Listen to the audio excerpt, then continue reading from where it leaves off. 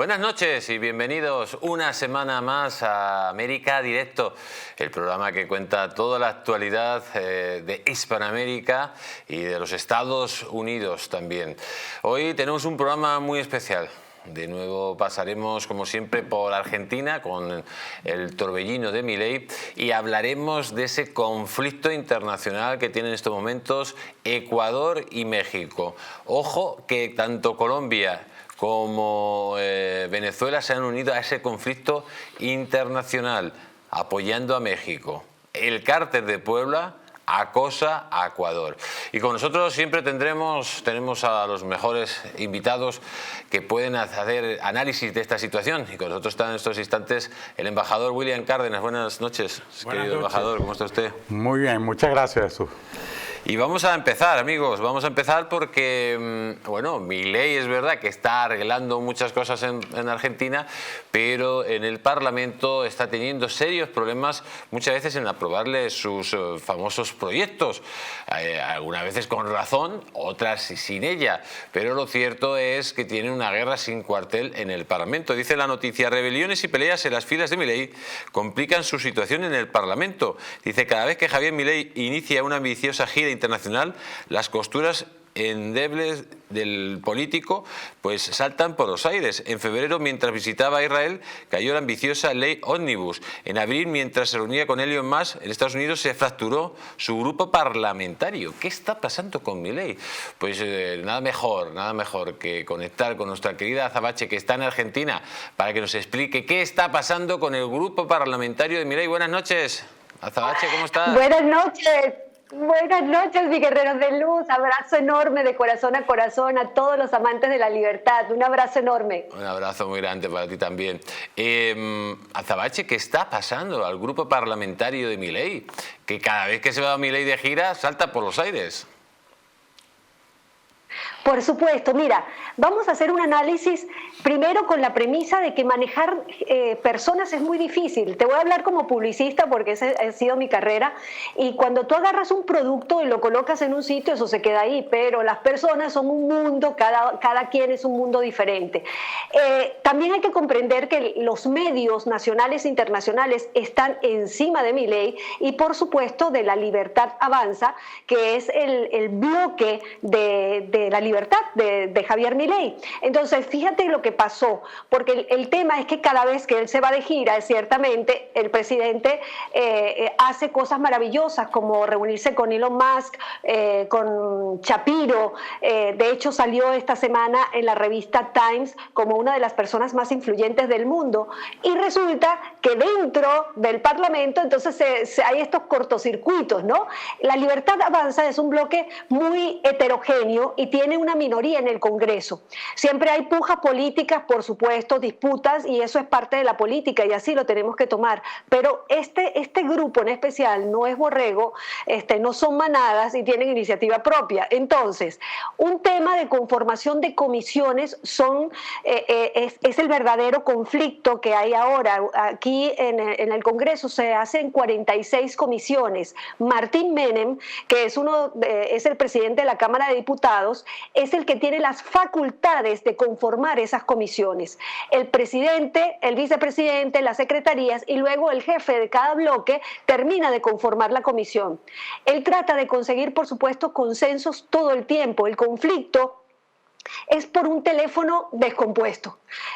Quiero decir, para dejarlo más clarito, en la conformación de la Comisión del Juicio Político, que es la Comisión del Conflicto, tenemos dos cosas, ¿no? Mientras por otro lado se busca postular al presidente de esa comisión, dichos eventos tienen un orden, y por otro lado el lugar y tiempo distinto que se busca conformar esa comisión. O sea, en pocas palabras, estos eventos se hicieron al revés, o sea, no en el orden específico que se tenía que hacer. Si la comisión no está conformada, no se puede designar al presidente, ese es el tema, y en estos casos los eventos se dieron al revés, y con un momento, con una persona muy conocida acá, que es una periodista diputada de La Libertad Avanza, que se llama Marcela Pagano, que es como el factor de la discordia. Ella no tenía consenso para perseguir y presidir una comisión tan importante como la del juicio político, pero el presidente de la Cámara de Diputados pospuso esa conformación por una semana nada más para conseguir ese consenso. El tema es que el expresidente del bloque, te estoy hablando de una persona apellido Sago, dice que él preguntó al presidente Milei y él le dijo que sí llevó adelante una votación cuando aún no estaba conformada y eso le costó el puesto. Hoy no está conformada la comisión, lamentablemente la diputada y otros diputados se pasearon, y esto es según testimonio de otros diputados amigos de ella, que se paseó por varios medios diciendo que ya estaba en la presidencia, cosa que era mentira. Y entonces esto realmente viene siendo si uno lo analiza desde lejos, o inexperiencia, o confusión, o manipulación. Y fíjate que en la política todo puede pasar.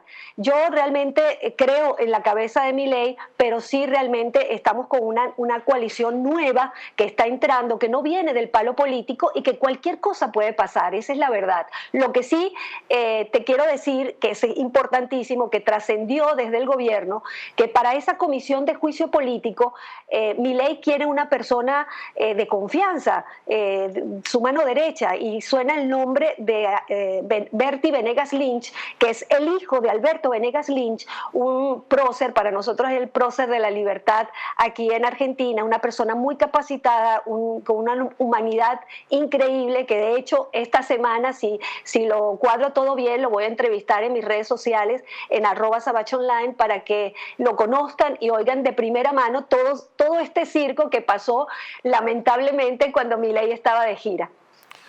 Azabache, Milei también, vimos la semana pasada cómo quiere hacer una base americana en Ushuaia, pero sí, hoy ha dado otro paso más grande, en el sentido que dice que Milei pedirá la admisión de Argentina como socio global de la OTAN.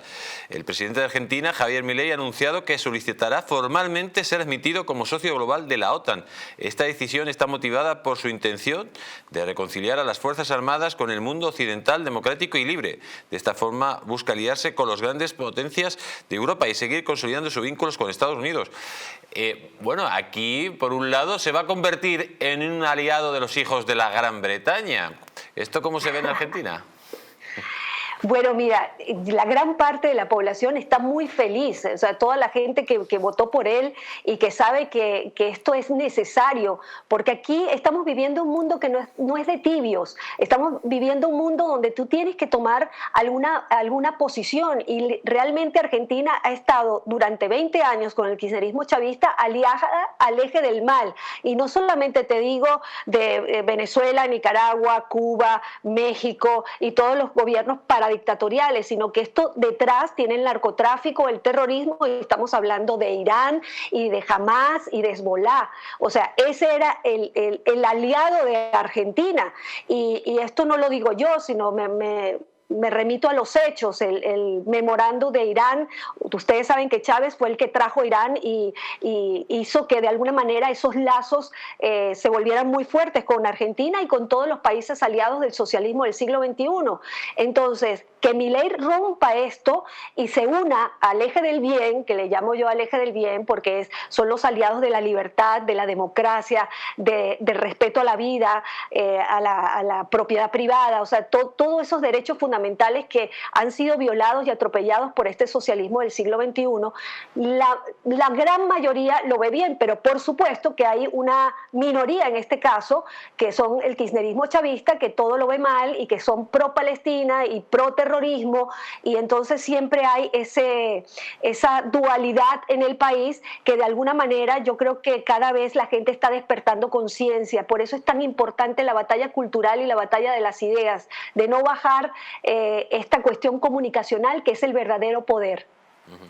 Pues Azabache, como siempre, un placer tenerte aquí en el Mundo al Rojo, y yo siempre quiero que te despidas con ese grito de guerra tan especial que nos hace que cada semana pues vivamos con más alegría. Adelante. Claro que sí, les doy las gracias, les mando un beso a todos, siempre gracias por la oportunidad y ustedes saben que siempre tengo que decirlo porque esto es importante que se quede en la cabeza de todos los que nos escuchan. Con libertad hay todo, sin libertad no hay nada. ¡Viva la libertad, carajo! ¡Olé! Un fuerte abrazo, Azabache, cuídate muchísimo. Hasta pronto. Y lógicamente vamos a seguir, señor Cárdenas. Claro. Vemos que Milei tiene un talón de Aquiles, que es el grupo parlamentario. Bueno. Entonces, usted que es un experto en análisis político, cuando a un presidente de gobierno que tiene tantas intenciones de cambio, su grupo parlamentario le falla, ¿qué puede pasar? Bueno, esto forma parte, yo creo que de ese proceso inédito, ¿no?, que se está viviendo en Argentina de encontrar a un hombre que está revisando todas las estructuras que hasta que él llegó al poder gobernaban a ese país, y obviamente con un movimiento que en el Parlamento está en minoría. Entonces, lo acabas de decir, es un hándicap porque lo otro podría interpretarse también de otra manera. Podría pensarse, oye, aquí viene un hombre con un talante autoritario a imponer, a hacer lo que le da la gana. Yo creo que es un proceso de acoplamiento, ¿no? O sea, poco a poco se irán. Han pasado 4 meses, ¿no? 3, 4 meses de la llegada de Milei al gobierno. Yo creo que eso se va a solucionar, y lo más importante es que Milei no tiene ninguna duda de dónde está parado, en qué lugar le corresponde, vamos a utilizar un símil futbolístico, en qué parte del terreno de juego le toca jugar. Y ahí se inserta lo de la OTAN, son pasos audaces, ¿no? Audaces, pero muy lógicos, ¿no? Vamos a continuar, amigos. De Argentina nos vamos directamente a Estados Unidos. Dicen que Estados Unidos reactivará las sanciones a Venezuela a partir del jueves si no hay progresos electorales. Al menos que el presidente de Venezuela, Maduro, dé pasos inmediatos para garantizar elecciones libres e imparciales este año, Estados Unidos volverá a imponer sanciones al sector energético del país a partir del próximo jueves. En esa fecha, el 18 de abril, expira la licencia de 6 meses que reducía estas sanciones, y según ha reiterado este lunes el Departamento de Estado, Washington no prevé renovarla si no hay progresos en el cumplimiento de las promesas de Maduro sobre los comicios presidenciales previstos para el 28 de julio. Pero, señor embajador, ¿cómo Estados Unidos se puede creer las promesas de Maduro, que son más falsas que un euro de madera? Mira, yo creo que lo que está ocurriendo lo está apreciando la comunidad internacional, porque está resultando tan evidente. Se está preparando un fraude electoral, faltan 3 meses para la celebración de esas elecciones presidenciales, y ya lo que se ha hecho es, desde el gobierno de Nicolás Maduro, dar todos los pasos para impedir que esas elecciones sean libres, democráticas y transparentes, como supuestamente había prometido en el acuerdo de Barbados, ¿no? Mira, han inhabilitado a la principal representante de la oposición política venezolana, que es María Corina Machado, la sacan de la carrera presidencial, no permiten la inscripción de la candidata propuesta por María Corina Machado para que la sustituya, y están realizando todos los pasos que van dirigidos a obstruir el que los venezolanos se registren en el registro electoral. ¿En algún momento usted creyó que un dictador genocida como Maduro iba a dejar elecciones libres? Nunca. Es que hay que tener claro una cosa: los comunistas nunca dejan el poder por las buenas. Por ejemplo, Pinochet sí lo dejó por las buenas, pero por ejemplo en Cuba no lo dejan. O sea, cuando hay un comunismo siempre tienen que salir por la fuerza, como pasó en Rumanía. Bueno, es que nosotros particularmente que trabajamos con las denuncias de los crímenes crímenes de lesa humanidad ante la Corte Penal Internacional, nunca hemos creído en que el gobierno de Venezuela va a permitir que se celebren unas elecciones que impliquen el desplazamiento del poder a toda la cúpula chavista madurista, que ha sido la autora de esos crímenes, la cadena de mando que es la que ha llevado adelante la política de Estado para cometer los crímenes de lesa humanidad. Ellos simplemente lo que sí han hecho es ganar tiempo con estas promesas. La oposición venezolana cae en el juego y los Estados Unidos y los grupos que conforman el acompañamiento para que se celebren los acuerdos, pues de alguna manera también participan. La Unión Europea con el señor Borrell, que ha sido el vocero de José Luis Rodríguez Zapatero para vender esta idea de que se va a encontrar una salida democrática en Venezuela. Todo eso es falso. O sea, y lo estamos viendo, y a la prueba, bueno, pues ahí están los resultados. Los norteamericanos, los Estados Unidos, que permitieron incluso la salida de un testaferro importantísimo de Nicolás Maduro como parte de estos acuerdos, se han dado cuenta que todo ha sido un gran engaño, ¿no? Pues vamos a continuar, amigos, porque miren lo que dice esta noticia. ¿Puede una mujer acabar con la carrera de Donald Trump? El pasado lunes Estados Unidos contemplaba un espectáculo sin precedentes. El primer juicio en la historia del país contra un expresidente. El protagonista era Donald Trump, el exmandatario que además es el candidato del Partido Republicano para medirse frente a Joseph Biden en las elecciones de noviembre. Un cóctel político y judicial que, sin duda, invita a ser testigos de un episodio en la vida política de los Estados Unidos que podría marcar el pulso de la campaña venidera. Ayer, el expresidente Trump enfrentaba un momento de lograrlo o morir en su esfuerzo por retrasar el inicio de este primer juicio penal, con una infructuosa elección de tácticas de aplazamiento para su presentación la próxima semana en la Corte de Nueva York. Por lo tanto, el caso House Money o dinero negro, con el fin de silenciar a la hoy actriz porno Stormy Daniels antes de las elecciones de 2016. La última de sus tácticas ha sido argumentar que el caso debería ser juzgado fuera de Manhattan. Sus abogados dicen que el condado profundamente azul de la ciudad de Nueva York no es un lugar adecuado para Trump, sugiriendo en cambio el estado de Island, donde ganó sus últimas dos elecciones presidenciales como el lugar de juicio. Un juez de apelaciones se negó a emitir una suspensión de emergencia sobre el asunto el lunes, lo que habría propuesto o dejado indefinidamente el juicio. Pues aquí tenemos el juicio, señor embajador, un juicio de un supuesto pago a una señora que pretenden de alguna forma embarullarlo en un terreno hostil contra Donald Trump para sacarle de la carrera de juego. Mira, y creo que al final todo esto le está otorgando a Donald Trump unas ventajas en las encuestas que, bueno, pues que son consecuencia de ver que se ha orquestado toda una cacería desde los órganos jurisdiccionales para tratar de implicarlo en algún hecho que permita que no pueda ser candidato en las elecciones, que lo invalide como candidato a las elecciones, inhabilitarlo como hablábamos hace un momento con María Corina Machado. Bueno, pues yo creo que se han equivocado de estrategia, incluso cuando escogen lugares en donde pueden tener ventajas, porque son lugares en donde probablemente Donald Trump no tenga las mayores simpatías,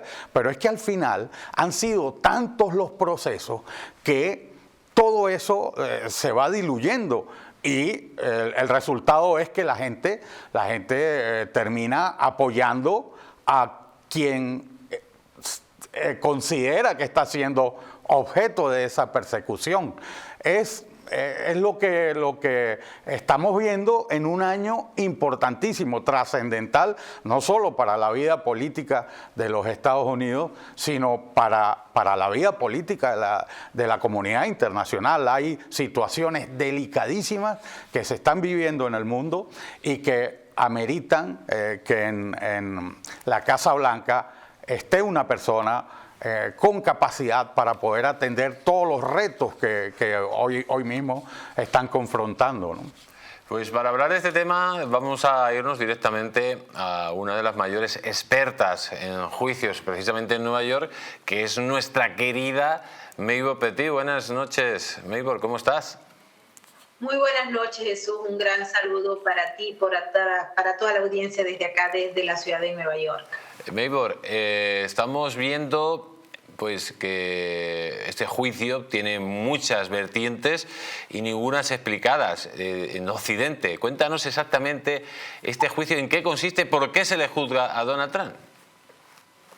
A Donald Trump se le juzga en este caso en particular por haber ocultado supuestamente pagos a través de uno de sus abogados de entonces, Michael Cohen, para hacerle silenciar a una actriz de cine de adultos. Esto es un planteamiento que ha hecho el fiscal de Manhattan, Alvin Bragg, en contra del jefe de Estado para entonces, pero vale la pena destacar que la ley de Nueva York ha sido cambiada justamente para este caso en particular, porque de llegar a haber un delito de esa categoría, estaría enmarcado, uno, dentro de lo que se llaman ofensas menores y número dos, en el Estatuto de Limitaciones. Ninguna de estas dos leyes aplica para el expresidente Donald Trump, pero sí aplica para todos los ciudadanos norteamericanos que son juzgados en la ciudad de Nueva York. Es decir, que el fiscal Alvin Bragg, que por cierto es demócrata y ganó el puesto de fiscal apoyado por fondos de George Soros, y que en estos momentos, a raíz de esta acusación, que los expertos consideran que no es una acusación que pueda ser aceptada en una corte por las deficiencias y las carencias, además de lo que son las lagunas en relación a la ley que se quiere aplicar y a los delitos que están allí expresados, pues ha logrado 850 millones de dólares de logros en función de lo que es el presupuesto de su oficina. Importante destacar, Jesús, dos aspectos fundamentales.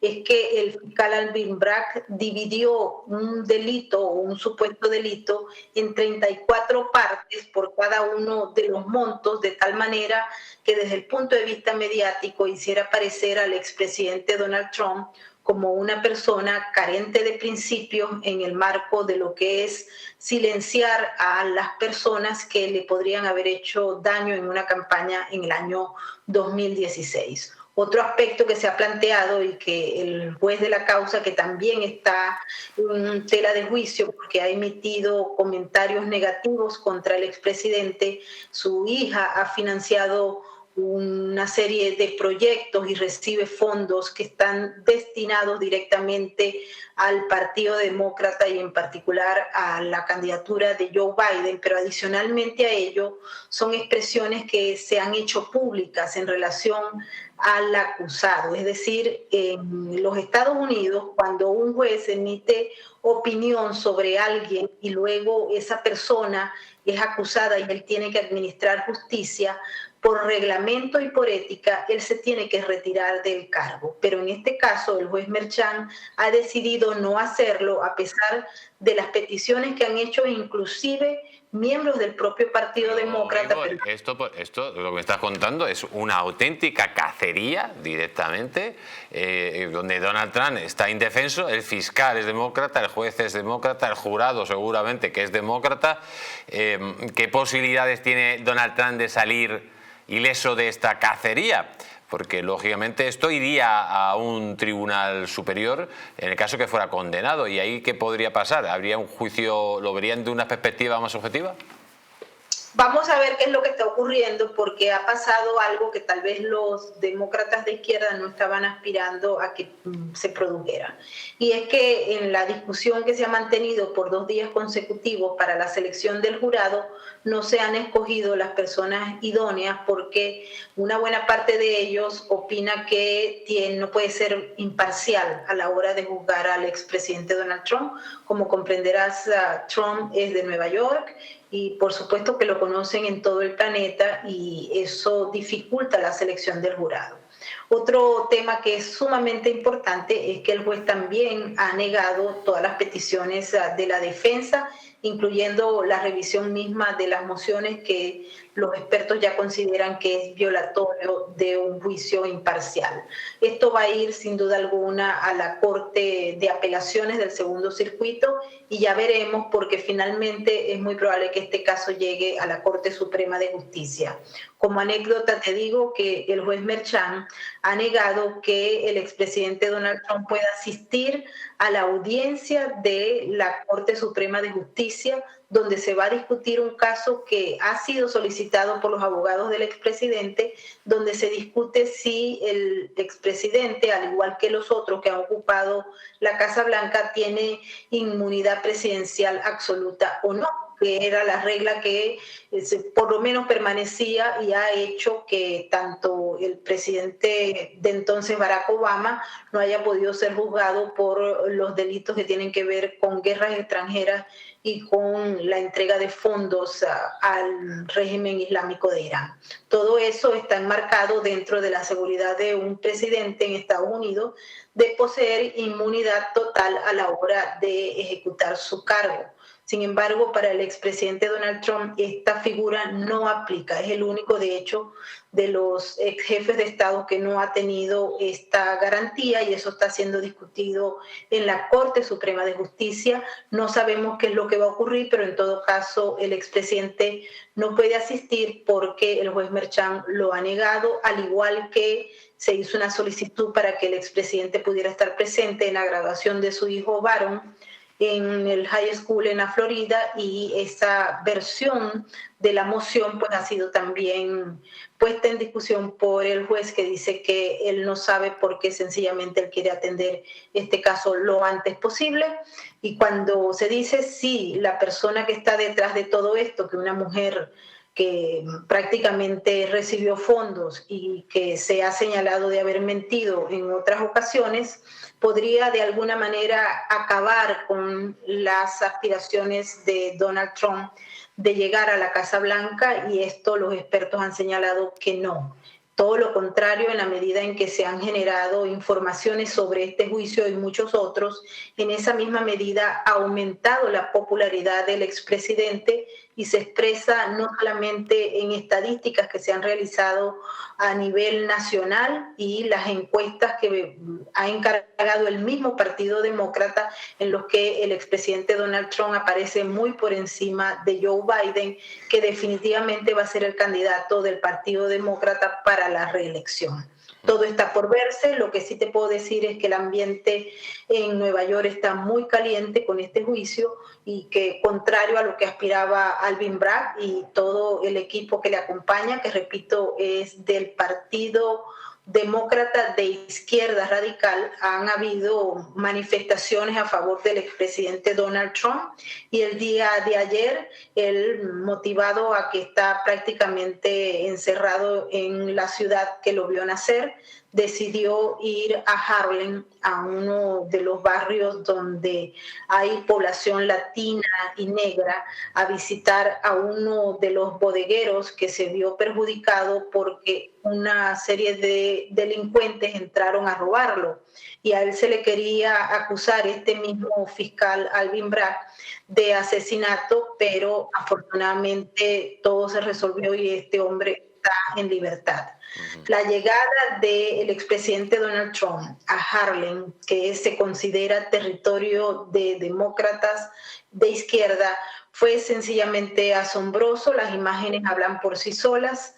Había gente en la calle, niños gritando 4 años más, y lo más increíble fue la posición de lo que es la policía de Nueva York, que en buena línea pues está apoyando al expresidente. Maybor, te tengo que cortar. Un fuerte abrazo, Maybor. Un gran abrazo, Jesús. Son tantas las cosas que te las quiero contar todas en este pequeño. Pero se nos pasa el tiempo, cuídate mucho. Amigos, nos vamos a ir unos instantes a publicidad y volvemos muy rápido.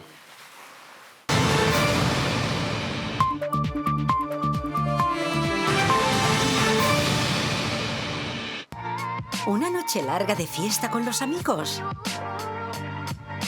¿Has terminado cansado y con una copa de más? Ahora en exclusiva en Naturhaus, Staff Detox. El remedio que acaba con esas resacas eternas del día siguiente. Acércate a tu tienda más cercana o visita naturhaus.es. Cuanto más tiempo pasamos sentados, peor para nuestro organismo. Les presentamos Blue Tiger, una revolucionaria elíptica que le permitirá realizar un ejercicio completo en el momento que lo desee. Blue Tiger está diseñado para conseguir una forma física óptima. La diferencia está en que cuando salimos a correr o montamos en bici, hacemos que nuestras articulaciones sufran.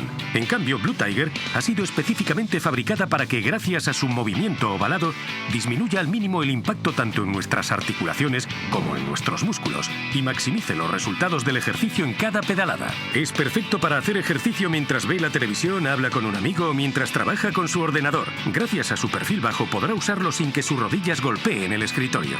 Es la forma más efectiva de mantenerme activa y en forma. Los resultados de Blue Tiger son increíbles. La ropa me queda mejor y tengo mucha más energía. Su movimiento elíptico de bajo impacto tonifica los gemelos, los muslos, los glúteos, los abdominales y la zona lumbar. Su sofisticada tecnología patentada ofrece una resistencia magnética de última generación para un movimiento fluido y suave. Además, está equipado con 8 niveles de resistencia para que adecúe la intensidad del ejercicio a sus necesidades. Es perfecto para cualquier edad y nivel de condición física y además de bajo impacto para nuestras articulaciones. Es ligero, compacto y fácil de utilizar. Puedo ponerlo debajo de la mesa mientras trabajo o usarlo cuando veo la televisión. Es realmente genial, se lo recomiendo. Me encanta Blue Tiger. Para mí es la mejor máquina de ejercicios que he probado y otra de sus ventajas es que no tengo que salir de casa para estar en forma. Sientes cómo trabajan los músculos mientras lo utilizas. Probablemente es uno de los mejores regalos que me he hecho porque me ayuda a volver a activarme y a sentirme llena de energía. Por eso ha llegado el momento de coger el teléfono y llamar al número que aparece en su televisor para hacerse cuanto antes con el revolucionario Blue Tiger por el inigualable precio que aparece en pantalla. Además, si lo prefiere, también puede pagarnos en cómodos plazos. Ya no tiene excusa para no mantenerse activo y acabar con kilos de más. Así que llame ya. ¿Te gustaría perder esos kilitos de más? ¿Volver a utilizar aquellas prendas que tanto te gustaban? Naturhaus te trae la forma más rápida y eficaz de hacerlo. En tan solo 2 días podrás bajar de peso gracias al Pack Express, un producto de Naturhaus que contiene todas las comidas y dietas necesarias para perder peso en tan solo 48 horas. Te ofrecemos un servicio personalizado, no tendrás que saltarte comidas ni pasar hambre. El Pack Express se adapta a ti. No lo pienses más y acude a tu centro Naturhaus más cercano. En Plus Ultra Líneas Aéreas sabemos que las cosas más importantes de la vida no se ven, se sienten. Son esos lazos que nos atan fuerte a nuestra gente, a nuestros sueños, aunque estemos a miles de kilómetros. No importa de dónde vengas o a dónde vayas. En Plus Ultra seguiremos volando contigo para que nunca te falte lo más importante, los lazos que nos unen. Plus Ultra Líneas Aéreas, lazos que nos unen.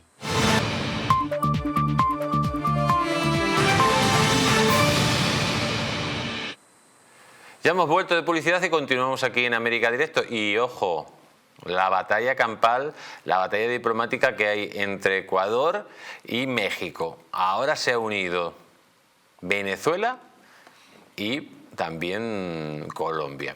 Vamos a ver el siguiente vídeo, amigos, donde Venezuela pues directamente ha retirado a todo su personal diplomático en Ecuador en respuesta a la detención de Jorge Glass.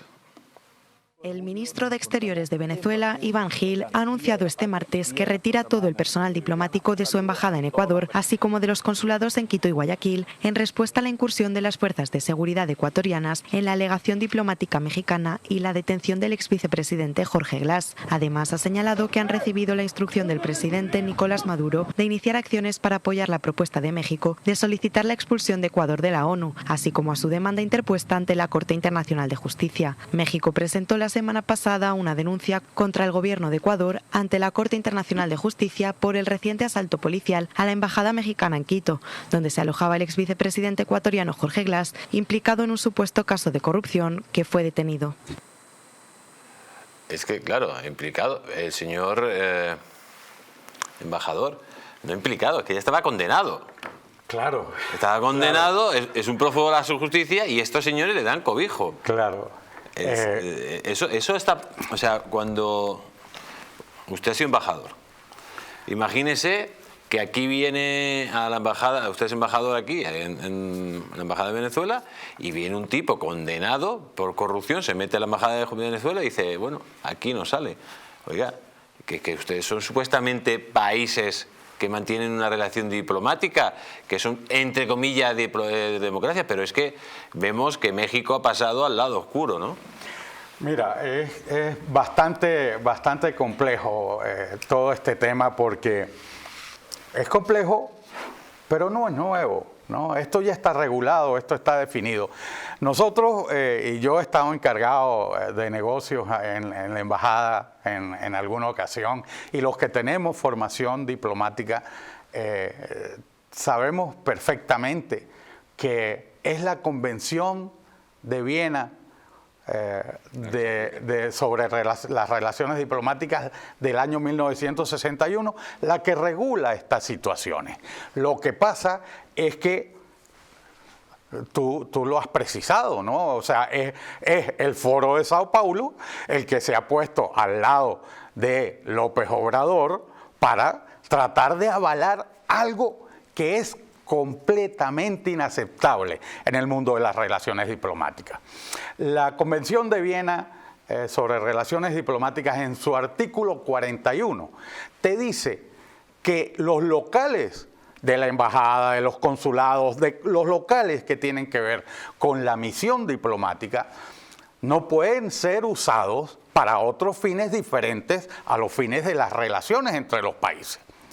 Cuando tú conviertes las embajadas en refugios de delincuentes comunes, tú estás contrariando la Convención de Viena, tú estás incumpliendo las obligaciones que tienes con el Estado receptor, el Estado que te recibe, y estás tratando de burlar, protegiendo a un prófugo, burlar las leyes del país receptor, del Estado receptor. No solo las leyes, las decisiones judiciales del Estado receptor. Entonces, bueno, caramba, esto si va en algún momento que irá a la Corte Internacional de Justicia, bueno, va a quedar claro, ¿no?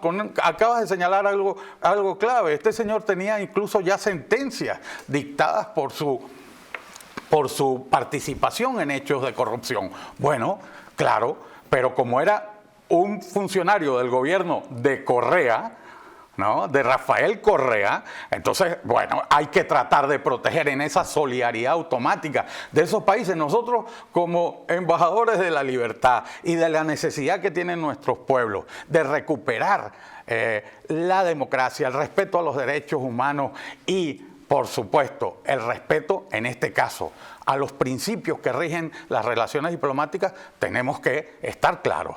Ecuador hizo lo que tenía que hacer, ¿verdad? Pues ojo que el cártel de Puebla no para y Petro arremete contra Ecuador e Israel diciendo que están dándose la mano en la competencia por la barbarie.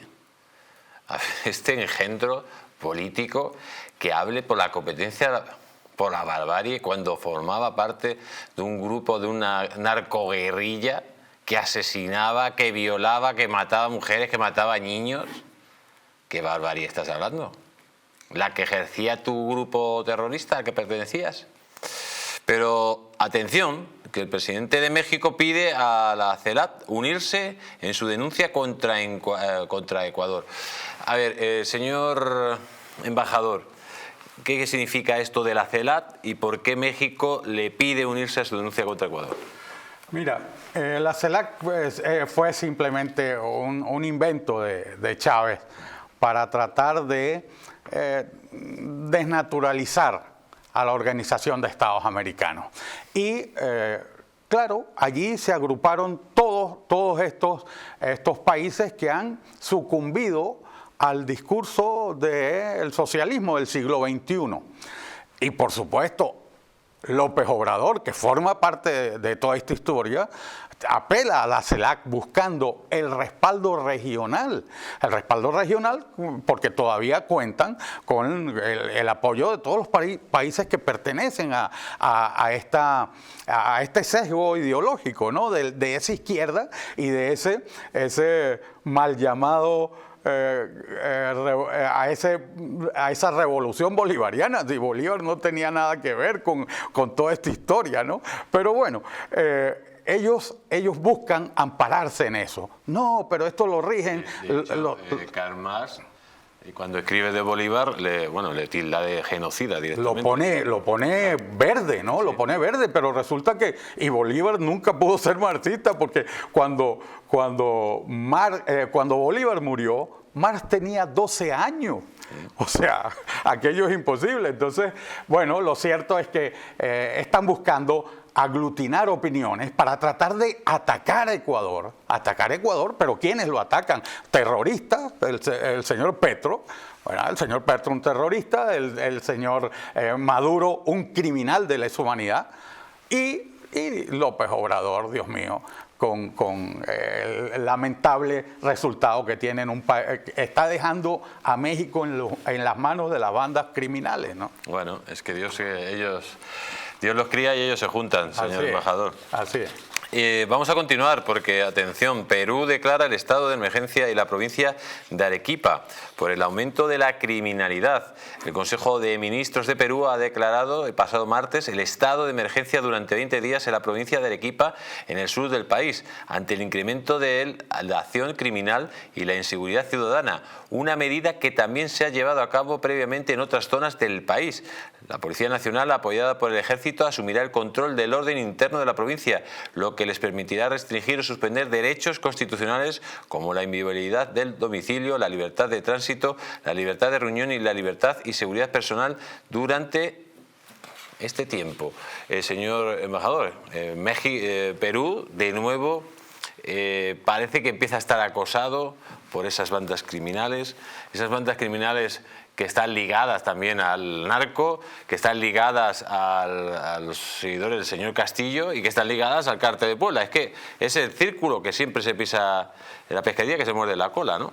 Y ligadas al Tren de Aragua, esa organización criminal gestada en Venezuela y exportada por el gobierno venezolano a todos los países de la región.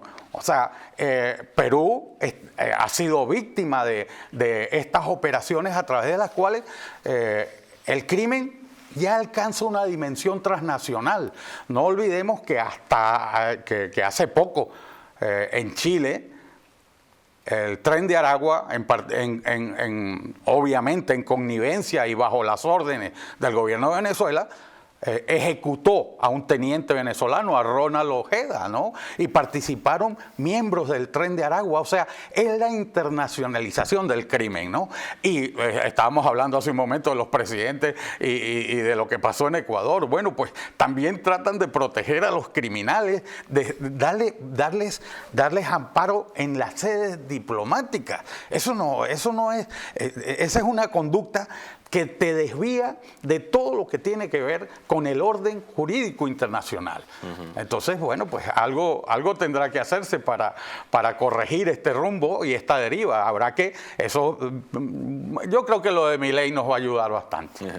Vamos a continuar porque en Chile, atención, Boris enviará una nota de protesta a Argentina por insinuar la presencia de Hezbollah en Chile. Atención.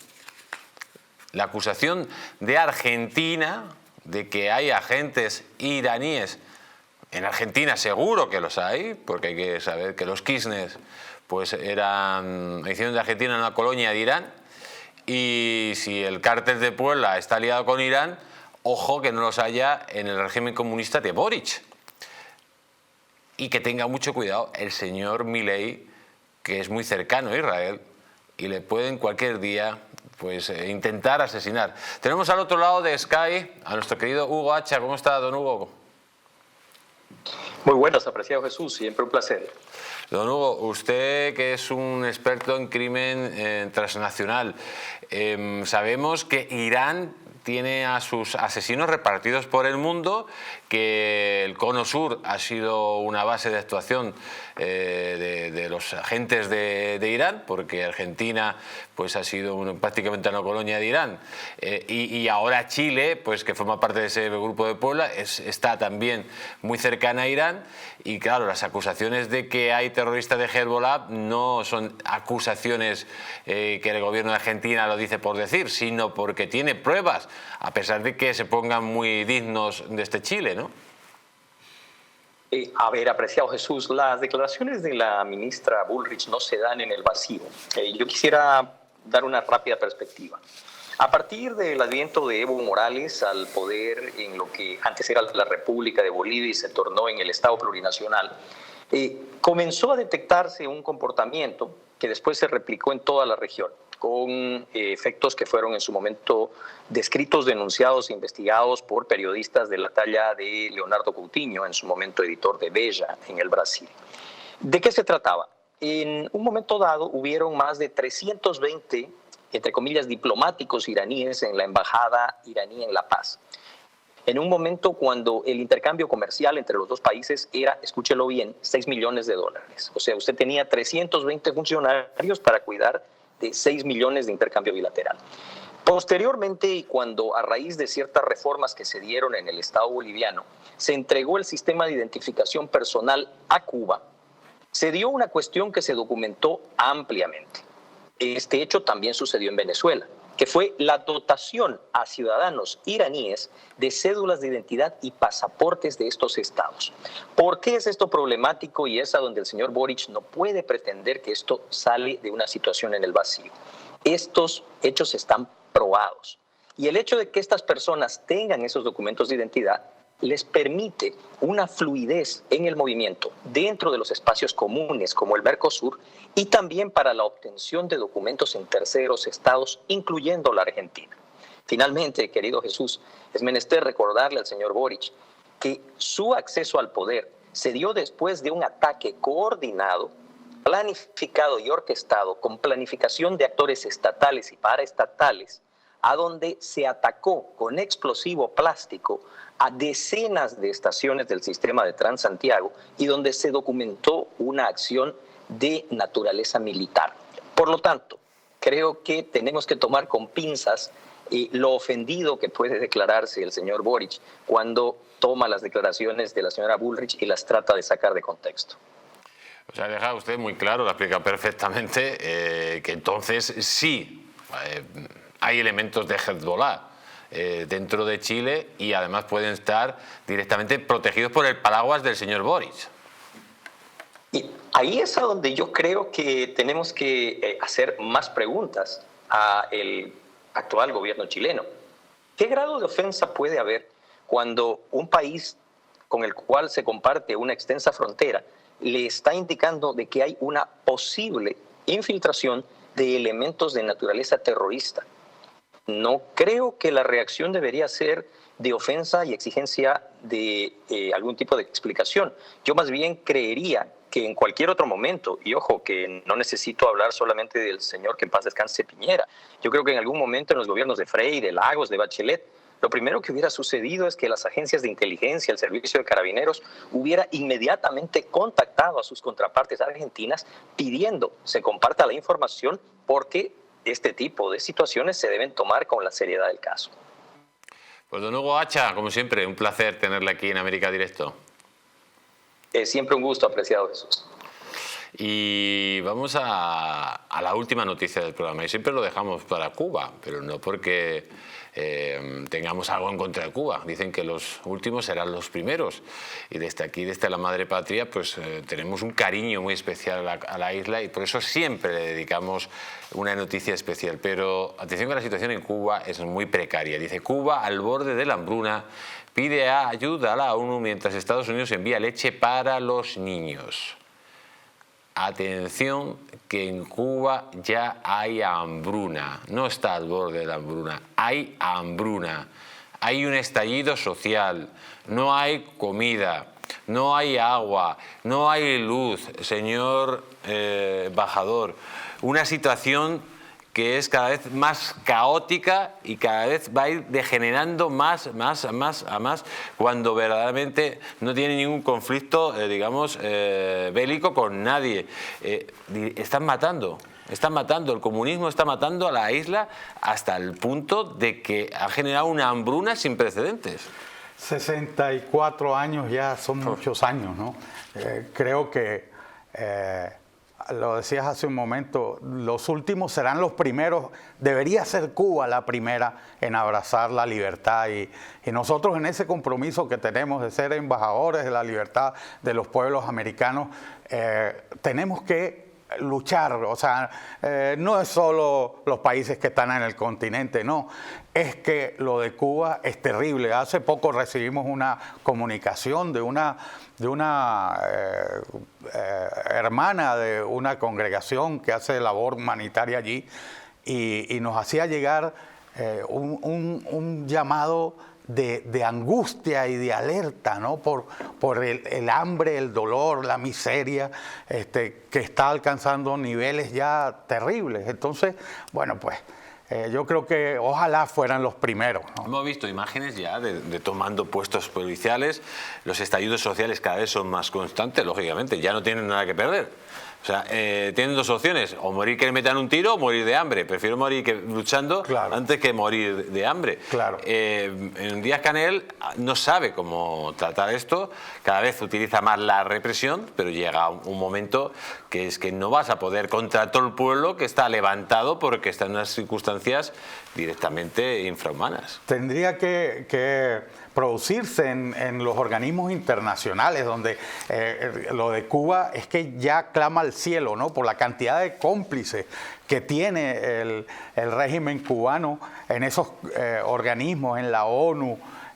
Bueno, pues ya es hora de que acabar con esa farsa terrible que se vive a sabiendas de que existe un pueblo completamente sometido y sojuzgado por una familia. Empezó una familia y con el uso de la fuerza ha condenado a los cubanos a morir de hambre. De hambre y de sed, porque es que ya no hay ni agua. Ni agua. Ni agua, ni luz. Los hospitales son estercoleros. Donde se compra la comida, pues tienen las posibilidades de morir directamente de una infección. En definitiva, es que viven peor que los puercos directamente. Si hay un pueblo que tiene todo el derecho del mundo a escoger su camino para alcanzar la libertad y básicamente planteándose las cosas desde el derecho natural mismo, ¿no? De desplazar al tirano, de acabar con esa tiranía, es el pueblo cubano, ¿no? Pues querido embajador, como siempre, un placer tenerle aquí. Gracias por sus espléndidas intervenciones. Y amigos, muchas gracias. Nosotros nos tenemos que despedir ya de todos ustedes. Hasta la próxima semana, aquí en América Directo.